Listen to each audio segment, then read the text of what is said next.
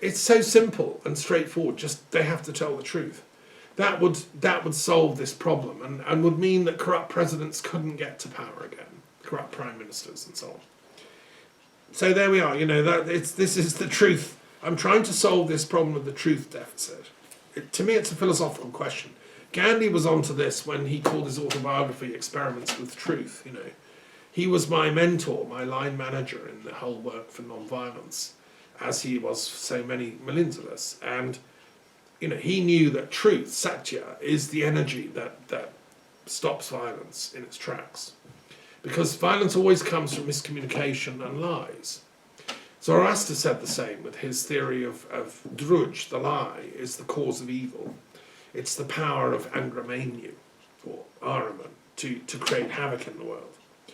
So the solution is truth. That's why I have the sword of truth behind me. It's the druid sword of Britain and Europe, in my capacity as Archdruid of the Peace Druids of Britain and Europe. Just reminding people that my job on this is the power of the truth sword. So let's hope that this works, and I wish the impeachment process well, but again, it's a truth deficit, isn't it? So, why does all this matter? Well, if we suppress evidence, one of the forms of lies is suppressing evidence, or not having to bring it to bear. Lawyers manipulate and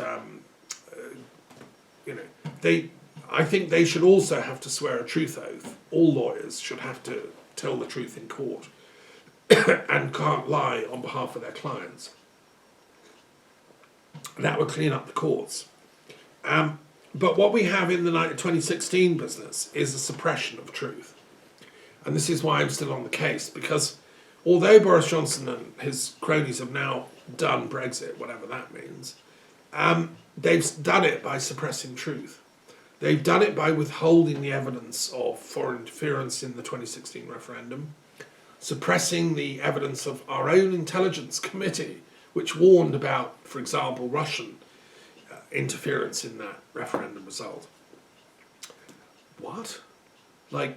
What? Suppressing truth in order to get a political goal short term?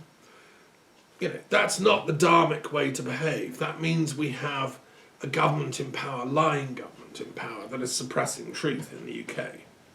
And that's why I'm in opposition to them intellectually. I'm going to propose a sort of metaphysical thing at the end of my talk, perhaps. I'll come back to that. What I want to talk now mainly about, though that's kind of my opening thing about truth. I'm going to move on to what I'm proposing we do about it. Okay.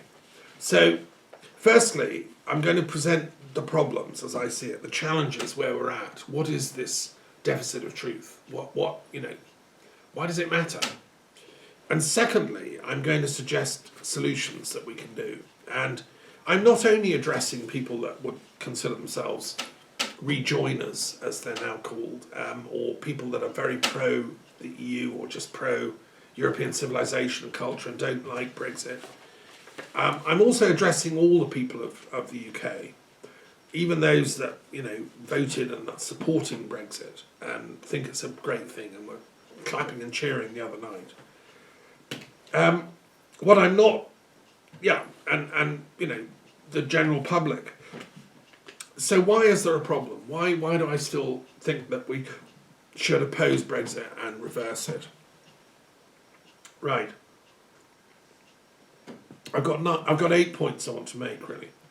When the 2016 referendum was held, and I remember it well, I was in Scotland, people were absolutely denied the real facts. It was incredibly confusing. I was trying to see it from all sides, weigh it all up, but the real facts were not made plain, the real consequences. And the most important thing is no bar was set. Like every other important referendum of this significance, there's always the majority has to pass by a certain percentage. And I've gone into this in detail in my book on Remain studies. And I've consulted the works of scholars of referendums around the world. There's a great centre in Switzerland and other places where they're doing research on comparative referendums, and they all say that for referendums of great significance, a bar has to be set. This is recognised in Australia, in Switzerland, in wherever. Well, it wasn't in this one, scandalously and incredibly. Also, it was only an advisory referendum. It wasn't legally binding, and yet it was twisted and distorted that it was legally binding.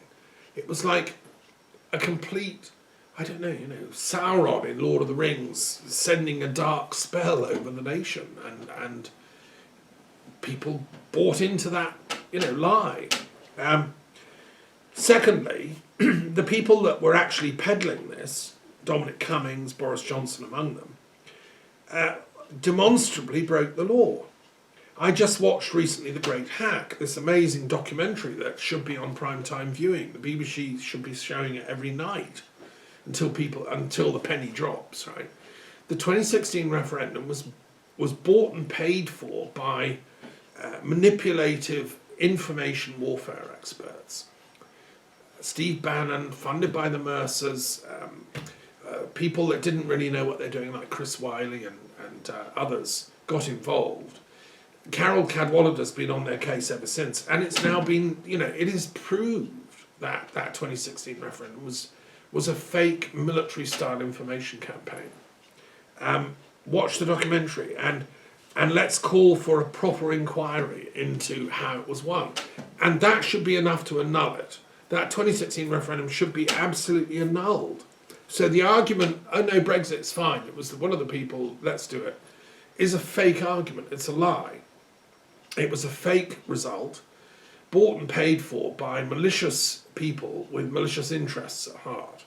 And you can work out, if you have a modicum of intelligence, who was behind it. And the suppression of the Russian involvement is major, and they were obviously in favour of Brexit. And also so was the USA, for basically because I don't think Obama was. He was president at the time, but I think that some crazy people behind the scenes, like Steve Bannon, like the Mercers, like right-wing fanatics, kind of Ayn Rand types. These people just hate anything left of Genghis Khan. So for them, the EU was a socialist nightmare. That it's their ideological crusade to destroy it. And Steve Bannon believes he's on a mission, to destroy it, as a warrior. And so all information warfare, it's all legitimate. He thinks he deserves a knighthood.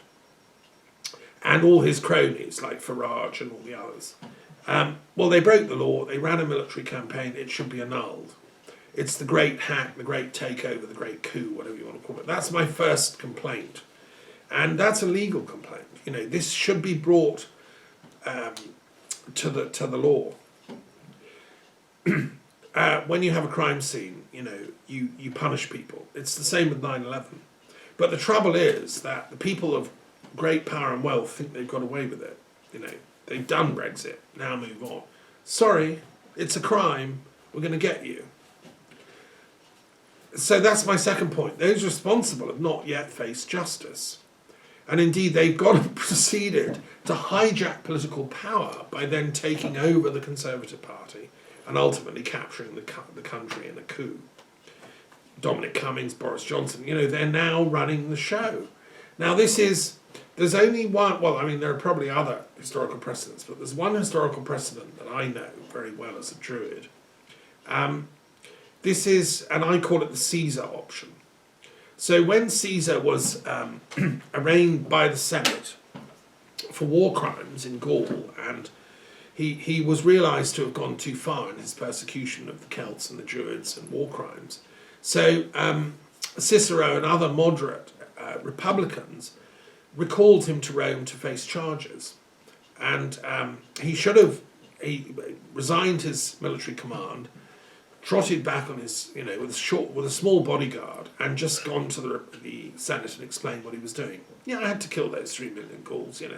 They had long hair, didn't like them, or whatever. And there were limits to unlawfulness, even in the Roman Republic there were, because it was actually set up and run to work on moral and religious grounds. There were priests and there were priestesses who kept the flames going at the Vestal Virgins, and Rome depended on integrity ultimately.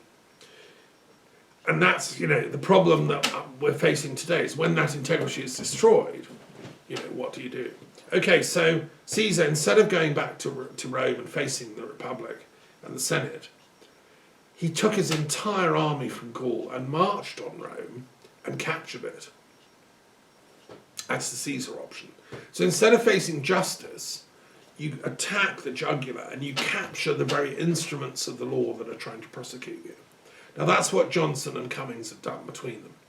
Now they think it's clever, they've got away with it. Yeah, aren't we clever? We captured the Tory party, we run the government. They don't capture the moral high ground, you see. These people like Caesar, they can capture the brief accolade of the mob, who some of the mob cheered when Caesar captured their democracy and took over the Senate and frightened people and prosecuted them and so on, because he was very good at PR. He was a great statesman at PR.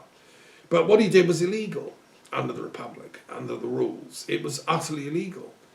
And that's why he was eventually assassinated by the few people that had the courage to stand up to him. So that's the problem we've got. The Caesar option card has been played, and Johnson, Cummings, and all the Vote Leave people, they've all captured, the government. So what do we do? Okay, my third complaint is that the Conservative Party, you see, should have been a bulwark against this. The Conservative Party should have been speaking out against this, because this is precisely the behaviour of figures like Napoleon and co, that the Conservative Party was formed to countermand. At its best, the Conservative tradition in British politics and world politics is a liberalism with teeth. So it defends freedom, defends human rights, even with a bit of teeth, because sometimes you have to. And it should have realised what was going on, poor old Cameron, I don't know, the chap is obviously not an intellectual. He didn't realise what he was doing. He was a PR guy that used to work for Carlton Television, for God's sake, where my then partner worked. They're not robustly trained. The Conservative Party's mistake was to let a PR guy take over the Conservative Party and then kind of create this fake referendum with no bar, as if everything's fine. And he was carried away by his own rhetoric, thinking, well, this is great for the country, we'll do this referendum and we'll win and everything will be fine and we'll implement it whatever happens, He made so many fundamental errors, and I hope, Mr. Cameron, that one day you listen to this talk. The British people trusted you for a time. We were sick of the lies and spin of the Labour machine post-Blair. We'd seen through the fakery of the Iraq War. We tried to trust you, and you spoke as if you were believable. And then you did this absolutely evil and wicked and ignorant thing of unleashing a moral vacuum at the heart of the British project. And I don't know that we can forgive you until you say a very, very big sorry and realise the enormity of what you've done. As it is, you've just been silent and gone to earth. But you have pointed out that Johnson is an absolute scoundrel, a liar, without scruples. So at least you've had the courage to tell that bit of the truth. But the trouble is you didn't come to the support of your genuine Conservative colleagues, like Dominic Grieve and like the fine Tory party member for Totnes and Anna Soubry. And these were old, proper Conservatives. They were trying to stop this beast that you'd unleashed. Well, this lot have hijacked the party and taken them out. They've all been forced out through the party manoeuvrings, and those people of integrity have been hounded out of office and forced to resign or be silenced. extremist forces have now captured control of the once moderate and intelligent Conservative Party. The problem is they've also captured control of the British intelligence services, and they've also captured control of the media, because they come together with the job as Prime Minister. And you know, this is a serious threat to the security and stability of our country. My fourth complaint is the BBC has colluded in all this. I don't know who on earth was running the BBC's policy department on the eve of the referendum in 2016. I've written to the Director General of the BBC, I've written to the Chairman of the Governors, Sir David Clementi. I've not had a proper answer. I said, who made the policy to implement referendum result equals total Brexit, unconditional, no questions asked, forget Scotland, forget Northern Ireland, we're going. That was the BBC policy from day one when Theresa May took power. And it's been ever since. Now the BBC has therefore huge responsibility for the chaos my country has faced. Essentially, the BBC has colluded in an information war against the British public by misrepresenting the entire Brexit debate as if Brexit won a unilateral mandate from the British people, when of course it did nothing of the sort. But they've taken the view that if you repeat that again and again and again in every news bulletin, every policy discussion, every analysis, every question time, they'll believe you. Well, George Orwell would be absolutely jumping out the window by now. I mean, he would be. I mean, I've said before, I've known people that worked at the BBC. I've always had a great respect for it. I hope this is just like a temporary blip, and I want to find out who made the policy decisions. Somebody did. Somebody authorised it. You know, somebody penetrated the BBC's inner sanctum, which has always really tried to give a balanced and fair and true account of current affairs, and turned it into a mafia of lying for the Conservative Party.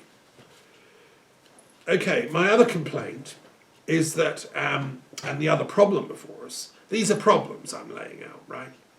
The other problem is that Russia and America, possibly even other foreign interests, absolutely 100% have colluded in causing and bringing about Brexit. There's no doubt about it. I mean, Boris Johnson wasn't even a British subject up until very recently. I mean, he thinks like a USAN. And they're cutthroat and they're violent, but they're very polite and smile sweetly. He doesn't think like a Brit, or he wouldn't have done what he's doing. The Russian element is also there, and that's why they're suppressing this intelligence report. Why would Russia and America want to support Brexit? Well, they've decided that a weaker or broken UK will act as easy pickings to their own desires to extend their own geopolitical interests. So you've had this very weird collusion between Trump, now it's Trump, see Bannon, all the cronies, and Russia, Putin. What? Why? Hang on. Well, yes, in the crazy world of geopolitical oligarchical elitism, which the people at the top of those systems operate in, they kind of, grudgingly respect each other. Russia's really annoyed at being demoted from being the USSR superpower, the arbiter of the world, fellow arbiter of the world. And it's annoyed about Ukraine, it's annoyed about America, with Britain's support, chipping away at its former superpower status. It's annoyed at the Baltic states having been brought into the European Union. It's really annoyed at the cheek of the European Union in apparently backing Ukrainian, pro-European independence type noises. And its response was to attack Crimea. I mean, it's really, really annoyed at all this. And it blames the UK for being a lackey of the USA in all this. And it doesn't want a confrontation with the US yet. So it's not going to come out and, expose what it could about the USA, because it's watching with humour as the USA self-destroys. And the recent research by UNGA I think demonstrates pretty conclusively that Russia helped put Trump into the White House because they knew what a twit he was. I mean, he's a twit who works through Twitter. So for them, it's an absolute, it's like a great movie show they're watching, the USA collapse with Trumpery. And they also thought, well, look, we'll also do Brexit because that's going to destroy the UK. And it'll really spread rot among Europe, and our EU, it's going to collapse. So I think some elements of the Russian establishment had those thoughts. I don't know who. I would love, I know Russia. I know Russian philosophy. I've studied Russian history. It's got two sides to it. It's what James Billington calls the icon and the axe. The icon is beautiful. We love it. Beautiful Russian Kremlin churches, gorgeous gold. It's all beautiful. But the axe, the axe is pretty fierce. Don't get trapped in the gulag like Solzhenitsyn and millions of others, or you'll feel the axe. And the axe has been going on since Ivan the Terrible. He was as bad as Tiberius, I think. If you're going to have a competition, well, he was probably worse, actually. I don't think he was quite as bad as Caligula. If you're going to have a competition for the nastiest, evilest ruler of all time, Ivan the Terrible is up in the top 5, I would say. And basically that's the axe side of Russian culture. So I think poor old Putin has been trying to balance them. Lavrov is the nice, cuddly, friendly bear type, very clever. Hello, great man, Lavrov. But then there's the dark forces that, supported the geopolitical idea of Brexit. I don't think Lavrov himself would have authorised that. I'm not sure who's in sole charge of Russian intelligence and black ops. I think possibly Putin, I don't know. Or some body that's blackmailed Putin, I don't know, The mind boggles. But anyway, I think it was a policy error. And I think it's an error for both these states. I think it's an error for Russia, if it can be proved, as it can, I believe, and will be one day, mark my words, demonstrably that they interfered in the Brexit referendum. If it can be proved, then I think it's a terrible error. And they should apologise and pay compensation, to all the poor old people who've been having a nervous breakdown, We, the people, never interfered in Russia's history. We love Russia, What we don't like is Russia's acts and its interference in our history. So there's a reckoning needed there. And secondly, over the USA, again, it was an absolute fatal policy error, conducted by some right-wing fanatical nutters, the same lot that ultimately they're children of, or intellectual descendants of Kissinger and the destruction of democratic socialism in Chile, and poor old Neruda, and Allende being taken out. So errors all round. I mean, it's hard to know. We've got so many holes in this boat that it's amazing it's limping anywhere. It's like the Exodus, being rammed on all sides and still trying to get the victims onto the shore of a liberated Palestine as they hoped. Okay, so then my sixth complaint and problem is that UK intelligence, doesn't deserve the name anymore. It's disastrously failed to protect us, disastrously, against the very enemy within that I'm talking about here. It's failed to stop American and Russian interference, and probably others. It's failed to stop the Conservative Party, of all things, being hijacked and taken over by these extremist forces run by these foreign interests.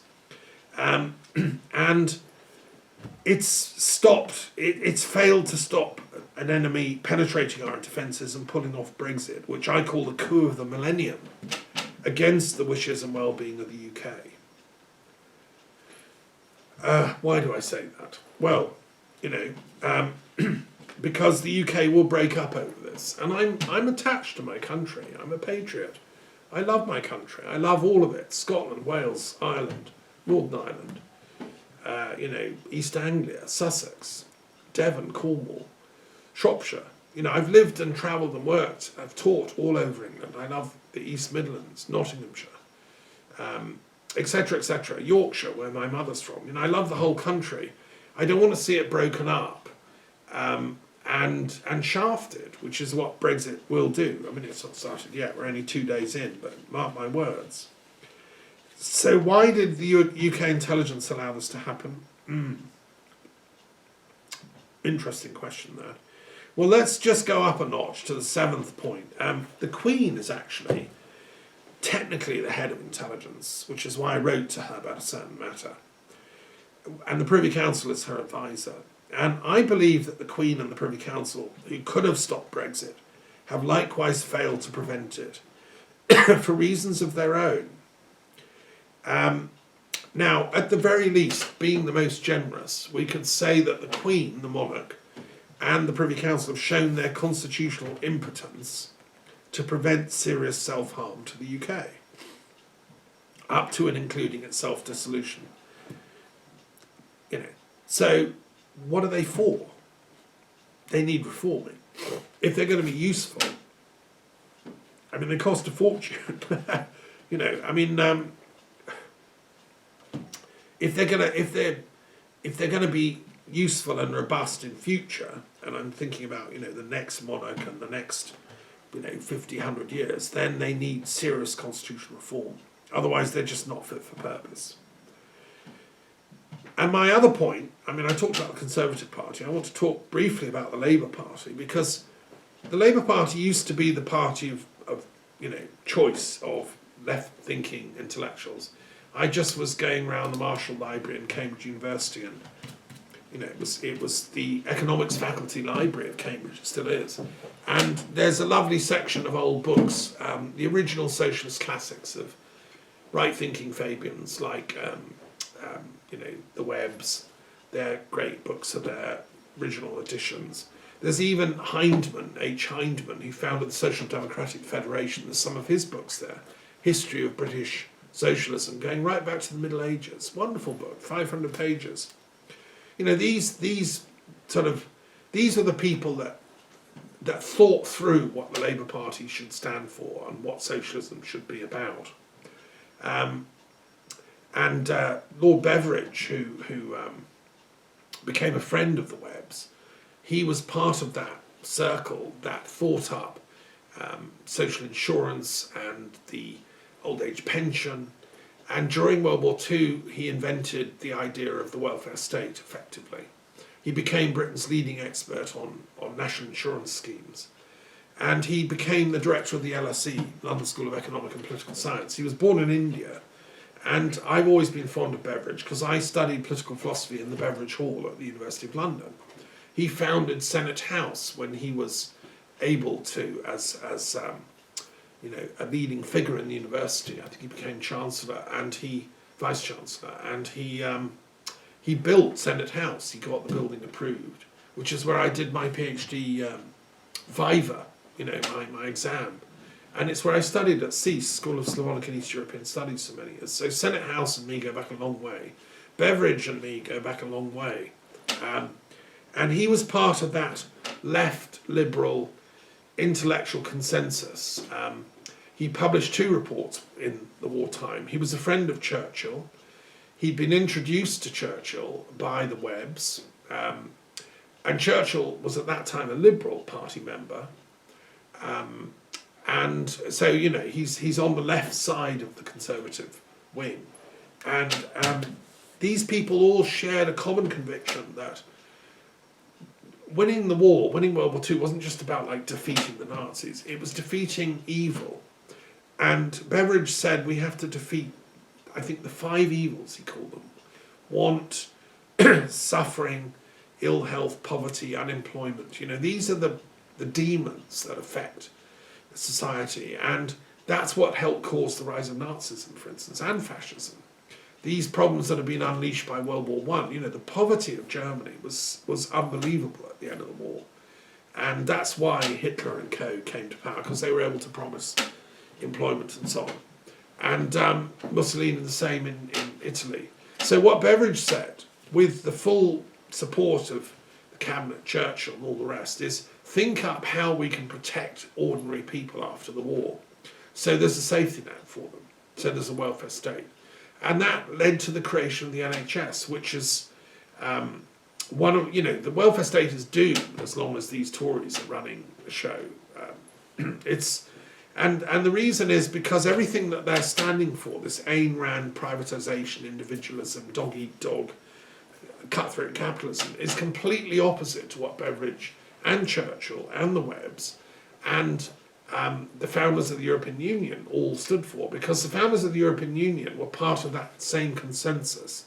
Social Democrats, Liberal Democrats, and Conservative Democrats, Christian Democrats they call themselves, who came together to find a mechanism to guarantee the stability and peace of Europe after the war, so that the catastrophe that was World War II, during which my parents met during the Blitz, would never happen again on this earth to anyone, including the Holocaust, the nightmares of racism and nationalism and so on. So that now the Labour Party should have been saying all this. If John Smith had been in charge, and this is his memorial service I attended in honour of him as a great man, when he died, unfortunately, in '94. I was running meetings in the House of Lords at the time. If John Smith had been alive, Labour would have won this last election, hands down, because he had the intellectual gravitas to realise the threat of Brexit, to realise the countermeasures, and to realise what has to be done as a nation to prevent it.